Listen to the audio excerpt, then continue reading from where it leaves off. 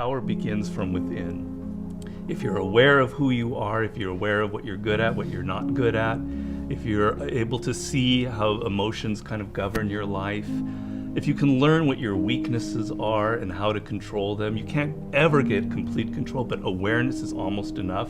Slowly through this process of knowing who you are and understanding other people and how they operate so you don't make stupid mistakes in life, you can increase that little tiny margin more and more and more, and you will be a person of power. Law number 1 in the 48 Laws of Power is called never outshine the master. And almost every single person in the world has violated that law, myself included.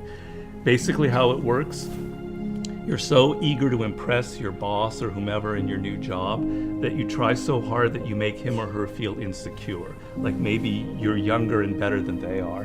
And because of that, you're fired, or something bad happens to you, and you never know why. Do you think meditation is allowing you to make more interesting connections because of the quiet? Yes, I mean, I'm not going to go too deeply into this. It's a theory of creativity that's not my own, but that I use a lot in mastery.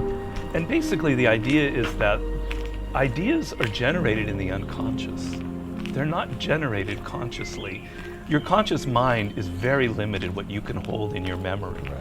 But unconsciously, in your subconscious, when you're asleep, when you're dreaming, the mind is filled with thousands upon thousands of ideas and things that are there, that are lingering there.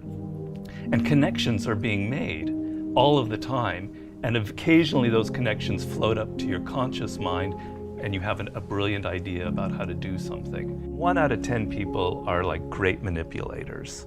And there just takes one person and they can ruin your life. We were born with this natural talent. Every single person is born with this talent for getting inside the minds of other people. It's something that you're not even aware of. How do they need to conceive of that? To what end are they using that skill to make their own dreams come true? First thing is, you're not aware of this power that you have.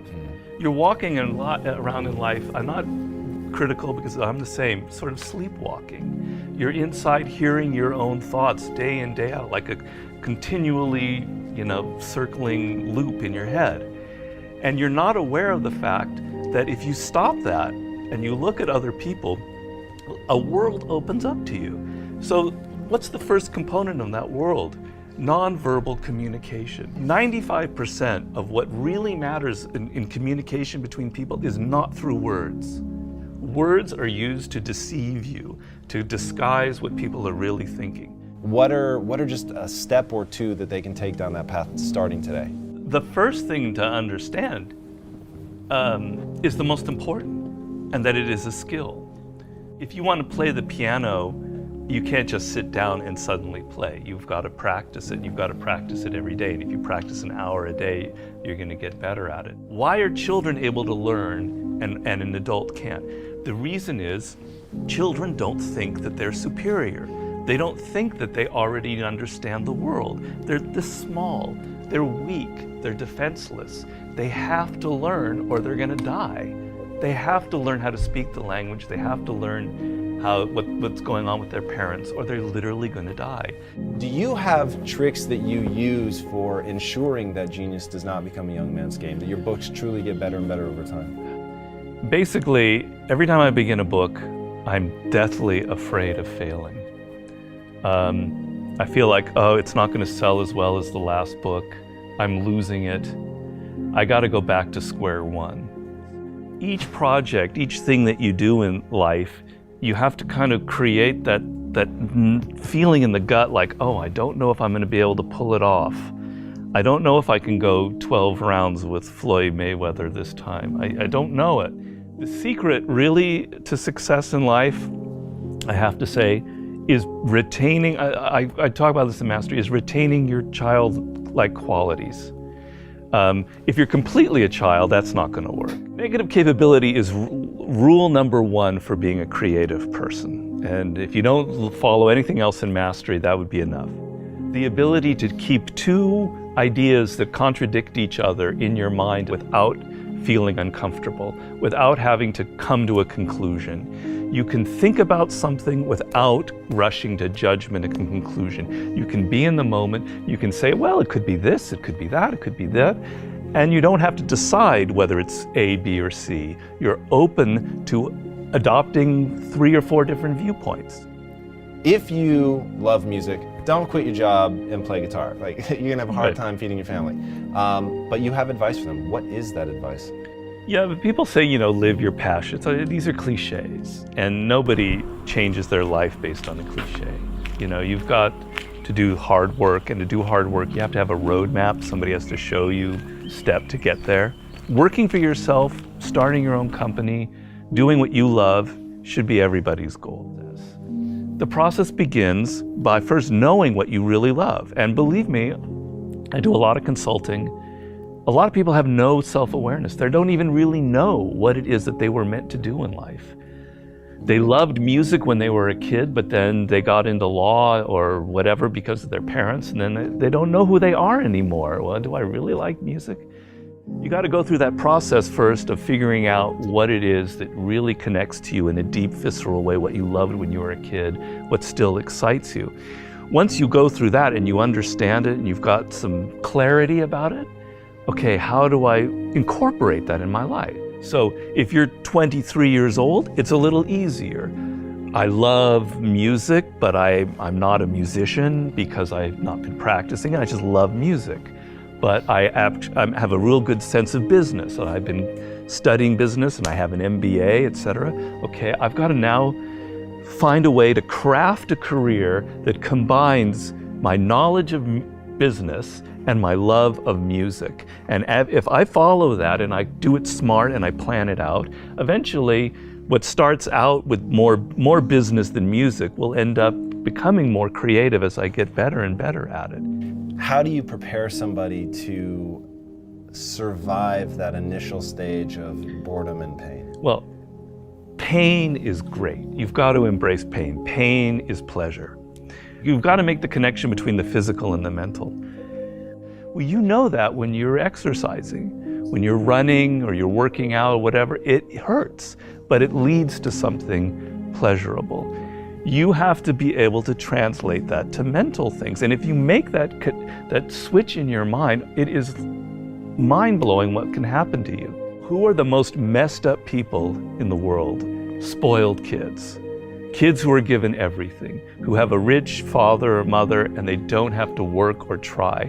They are the most messed up people you'll ever meet. Each person, I make this point in Mastery, is born unique. And it's kind of one of those cliches. Yeah. But there's science to it. The science is your DNA will never be repeated. The way your brain is wired will never be repeated. Your experiences in life, you're one of a kind. And it's an amazing thought if you think about it. Of all of the billions of humans that have lived and will ever live, there will never be anybody who is wired like you are wired.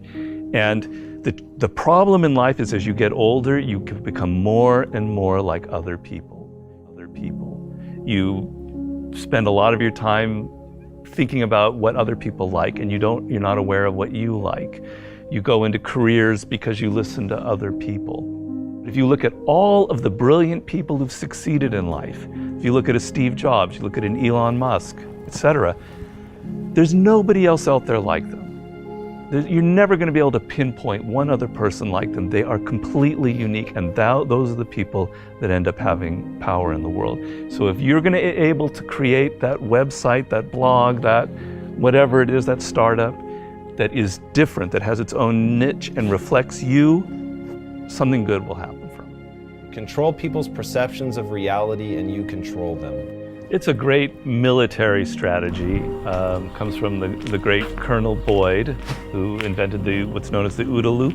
And he came up with the OODA loop, which means orientation, observation, decision, action. You have to observe what is happening, orient yourself into the context of it, decide what you need to do, and act.